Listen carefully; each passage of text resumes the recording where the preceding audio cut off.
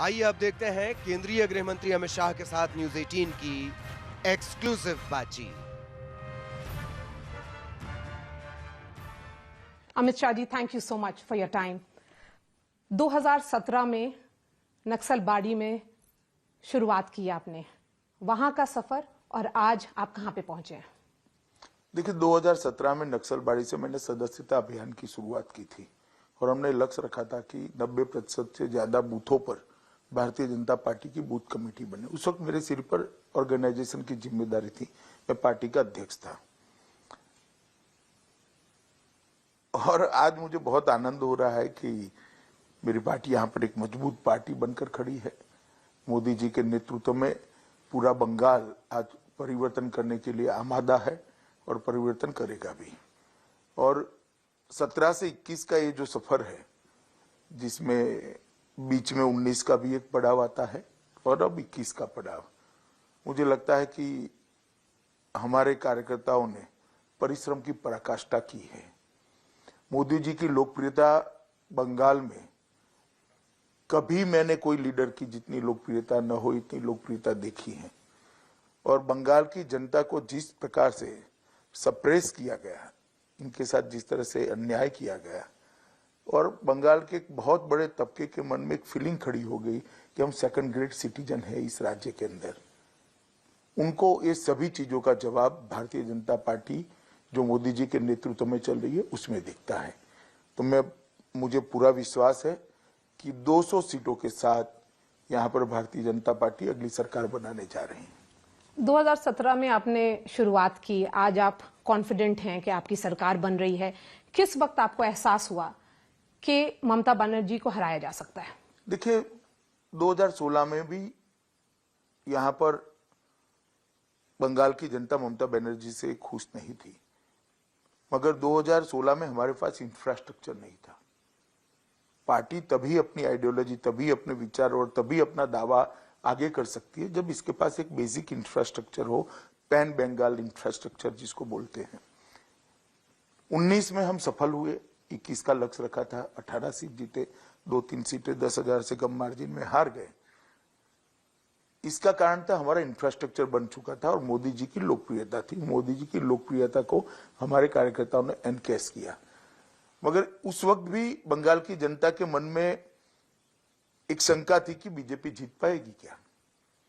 जिस वक्त हमारी 18 सीटें आई, वो शंका निर्मूल हो गई और धीरे धीरे धीरे धीरे बंगाल की जनता बीजेपी के साथ जुड़ना शुरू हुई। और आज मैं मानता हूं कि यहाँ पर बहुत बड़े मार्जिन के साथ हम 200 सीट तो प्राप्त करेंगे, सीट जीतने के हमारे मार्जिन भी ह्यूज मार्जिन होंगे। आपने कहा है कि बंगाल की जीत 2017 उत्तर प्रदेश से बड़ी जीत होगी। 2017 यूपी में आपने कास्ट कोएलिशन बनाया, एक सोशल कोएलिशन बनाया था। यहां पर आज सबऑल्टर्न शिफ्ट दिख रहा है बंगाल में, जिसमें मटुआ समाज के लोग, राजवंशी, संथालीज, कुर्मीज, गोरखा सब एस्पिरेशन की बात कर रहे हैं। तो क्या ये चुनाव एस्पिरेशन का है? निश्चित रूप से सभी को लगता है कि हमारे साथ जो अन्याय हुआ है, अन्याय से मुक्ति हमें भाजपा ही दिला सकती है। सबके मन में आशा है। मानिए, किसानों को लगता है कि भाई मुझे हर साल 6,000 रुपया मिलना चाहिए। नरेंद्र मोदी जी देश भर के किसानों को भेज रहे हैं, मुझे क्यों नहीं मिल रहा है? कौन रोक कर बैठा है? तो उसको लगता है कि ममता दीदी रोक कर बैठी। हर गरीब को है कि भाई मेरे परिवार में कोई अगर अस्पताल में जाना पड़ता है तो मोदी जी 5 लाख तक का सारा खर्चा उठा रहे, बंगाल के गरीब को क्यों नहीं मिल रहा है? कौन रोक रहा है? तो उसका जवाब उसको लगता है दीदी रोक रही है। तो ये सारे लोगों की जो एक आशा है वो नरेंद्र मोदी और भारतीय जनता पार्टी के साथ बंधी हुई है। और मैं मानता हूं कि बंगाल की जनताओं की आशा की पूर्ति की जिम्मेदारी भी भारतीय जनता पार्टी की है। हमें यहाँ अच्छा परफॉर्म भी करना पड़ेगा और हम करेंगे भी, मुझे विश्वास है। परंतु यहाँ पर एक बहुत बड़ा तबका ऐसा भी है जो तुष्टीकरण से भी नाराज है कि भाई मुझे दुर्गा विसर्जन करना है तो हाईकोर्ट में क्यों जाना पड़े, मेरी स्कूल में सरस्वती पूजा क्यों न हो, मैं क्यों बंगाली मीडियम में नहीं पढ़ सकता। ये सारे सवाल इनके मन में है और उनको लगता है कहीं ना कहीं हमें इग्नोर किया जा रहा है वोट बैंक की पॉलिटिक्स के कारण। और वो सारे लोग वोट बैंक की पॉलिटिक्स से त्राही त्राही है। सारे लोग चुनावी और राजनीतिक हिंसा से भी परेशान है, सारे लोग घुसपैठ से परेशान है, और बहुत बड़ा तबका जो सीएए से नागरिकता प्राप्त करने वाला है उसको भी लगता है कि हमारी नागरिकता के आड़े रोड़ा कौन है। तो उसमें भी जवाब स्पष्ट रूप से आता है कि तुष्टीकरण के कारण बंगाल सरकार और बंगाल की मुख्यमंत्री हमारी नागरिकता का विरोध कर रही है। तो ये सारी चीजों को कुल मिलाकर एक आशाबंदी है। तो इस दृष्टि से आपकी बात सही है कि अन्याय के खिलाफ उनको रक्षा कौन दे सकता है, अन्याय से कौन बचा सकता है, ये आशा नरेंद्र मोदी जी और भारतीय जनता पार्टी से बनी है। यूपी के जीत के बाद आपने पहला नेशनल एग्जीक्यूटिव भुवनेश्वर में किया था। आपने बोला था लुक ईस्ट होगा, भाजपा अब ईस्ट की तरफ देखेगी, जिसमें आपने बंगाल और उड़ीसा की तरफ देखना शुरू किया। उसी वक्त मिशन बंगाल तैयार हो चुका था। जी, उसी वक्त हम तो ऑलरेडी 2016 से चुनाव हारने के तुरंत बाद का हमारा काम शुरू किया था, और भुवनेश्वर कार्यकारिणी में निर्णय भी हुआ था। मेरे अध्यक्षीय भाषण में ही मैंने कहा था कि हम उड़ीसा और बंगाल को कंसंट्रेट करेंगे। उड़ीसा में 21 में से 9 सीट हम जीते हैं, यहाँ पर 42 में से 18 सीट जीते हैं। तो मैं मानता हूं कि हमारे लोगों ने अच्छा परफॉर्म किया है।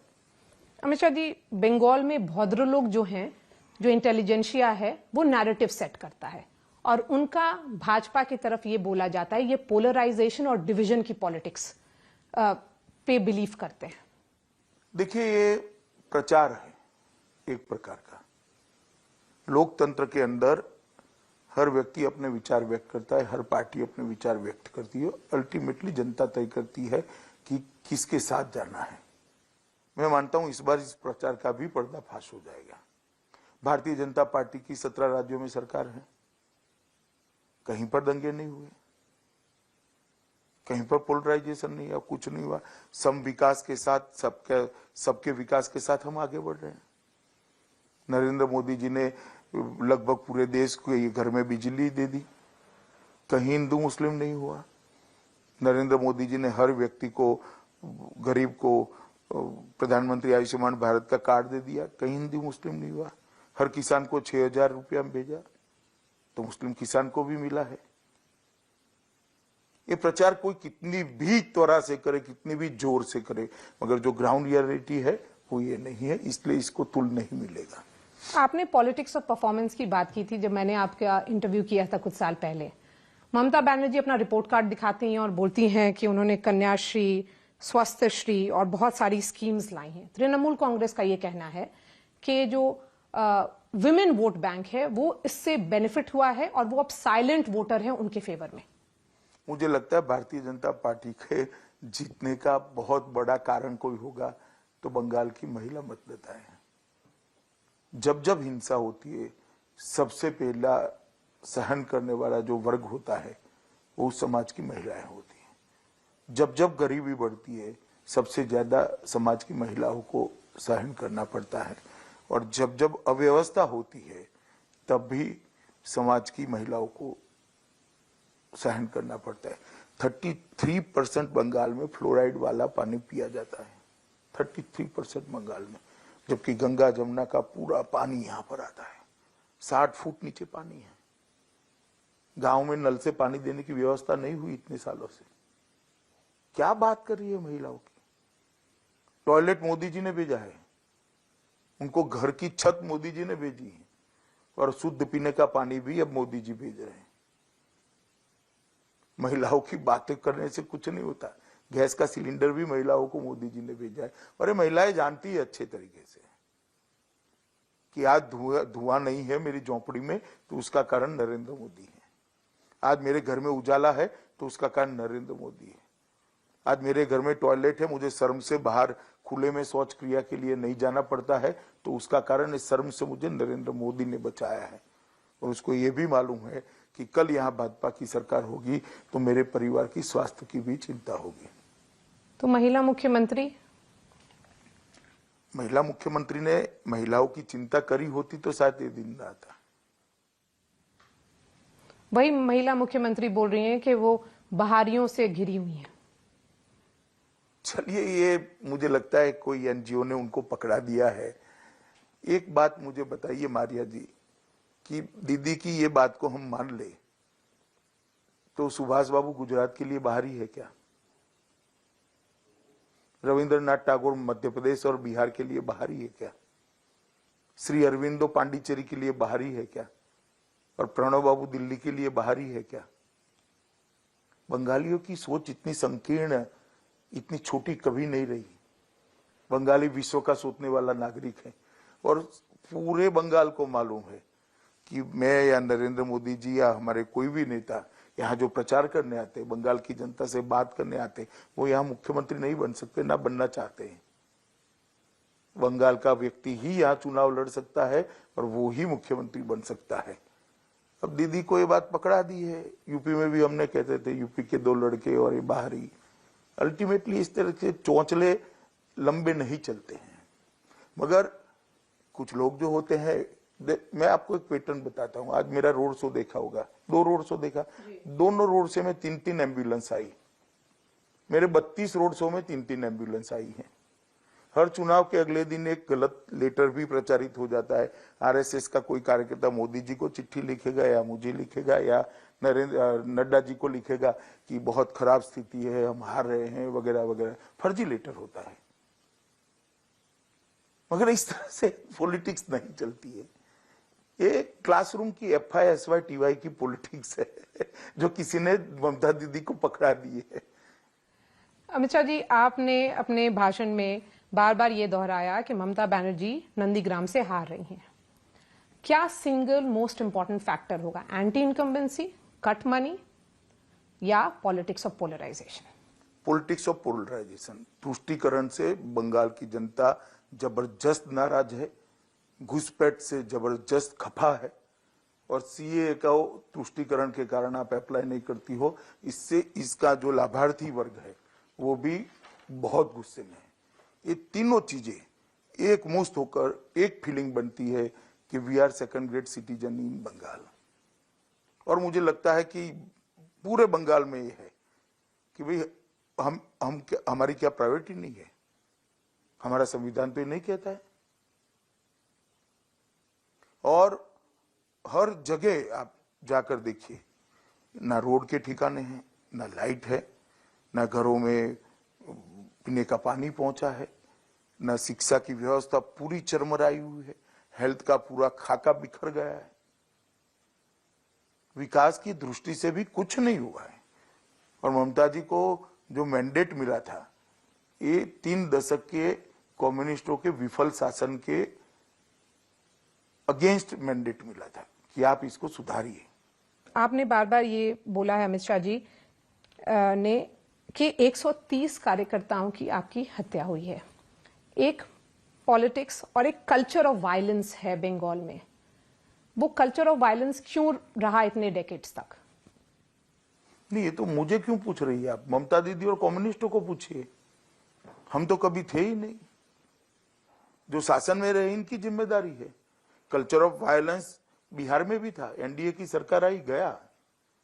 यूपी में भी था, भाजपा की सरकार आई, कल्चर ऑफ वायलेंस गया। 2014 के बाद यूपी में 4था चुनाव हो रहा है पंचायत का, कोई वायलेंस नहीं है। ये सवाल तो आपको ममता दीदी को, कांग्रेस को और कम्युनिस्टों को पूछना चाहिए कि कल्चर ऑफ वायलेंस क्यों आपने डेवलप करा?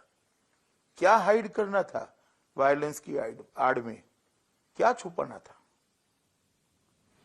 ममता बनर्जी ये बोलती हैं कि होम मिनिस्टर अमित शाह ने बंगाल में एक पर्सनल उनका बैटल है, तो शायद पूरे जो पैरामिलिट्री फोर्सेस हैं वो आपके इन्फ्लुएंस में काम कर रही हैं। देखिए, इनको इतनी बेसिक चीज भी मालूम नहीं है। जब चुनाव होता है तो पैरामिलिट्री फोर्सेस होम डिपार्टमेंट के अंतर्गत काम नहीं करते, चुनाव आयोग के अंतर्गत काम करते हैं।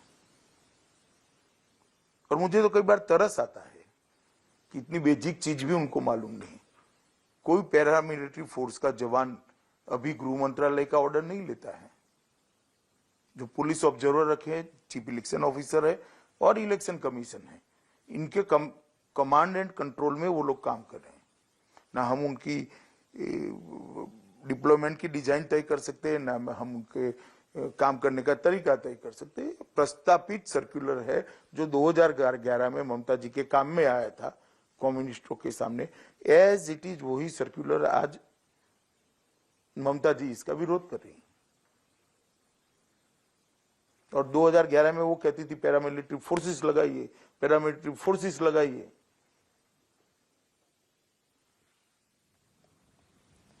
टीएमसी बोलती है वो TMC versus TMC B team बन करके कि उस उन्हीं के बीच में चुनाव हो रहा है, क्योंकि आप लोग ने काफी सारे टीएमसी के जो नेता हैं वो आपकी पार्टी में ज्वाइन किए हैं और बहुत सारे लोग चुनाव लड़ रहे हैं। देश भर में हमारे पार्टी में कई पार्टियों से लोग आते हैं। इससे भारतीय जनता पार्टी का न स्ट्रक्चर बदलता है, न कल्चर बदलता है, न वर्किंग स्टाइल बदलती है। भारतीय जनता पार्टी अपने तरीके से चलती है। यूपी में भी आए, असम में भी आए, मणिपुर में भी आए, उत्तराखंड में भी आए, हिमाचल में भी आए, गुजरात में भी आए।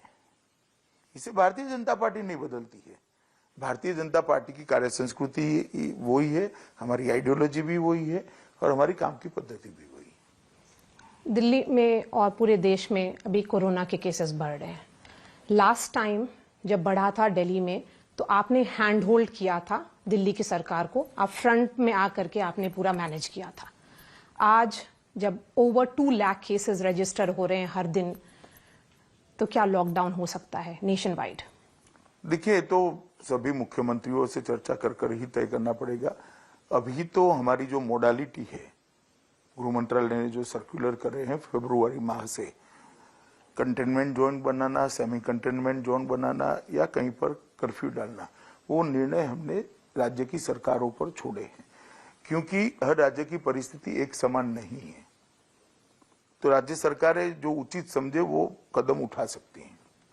सर, ये भी ऑब्जेक्ट किया जा रहा है, आपके पॉलिटिकल ओपोनेंट्स ज्यादा क्वेश्चन उठा रहे हैं, क्या रैलियां जरूरी हैं, पब्लिक मीटिंग जरूरी है? मुझे ये समझ में नहीं आता आसाम, केरल और तमिलनाडु के चुनाव में प्रश्न क्यों नहीं उठा, सिर्फ बंगाल में क्यों उठ रहा है? मैं चुनाव कराना न कराना ये भारतीय जनता पार्टी तय नहीं कर सकती, सरकार तय नहीं कर सकती, ये चुनाव आयोग को करना है। चुनाव आयोग ने 2 दिन पहले सभी सर्वदलीय बैठक बुलाई, सबसे ज्यादा सजेशन लिए। उन्होंने 1 दिन प्रचार का कर्टेल किया, प्रचार का टाइम कर्टेल किया। अब जो किया उसके तहत हम काम कर रहे हैं। तो ओवरऑल कैंपेन चलेगा जैसे चल रहा है, और कुछ क्या आप अपनी पब्लिक मीटिंग्स कंट्रोल करेंगे? हमने भी नंबर ऑफ पब्लिक मीटिंग काफी कम करी है। आखिरी सवाल आपसे, जय श्री राम जो स्लोगन है हमने काफी सुना आज चुनाव में, आपने बार बार नारे लगाए, तो क्या ये स्लोगन अब स्लोगन ऑफ रेजिस्टेंस बनता जा रहा है? देखिए, मैं मानता हूं जय श्री राम का नारा बंगाल में अन्याय के खिलाफ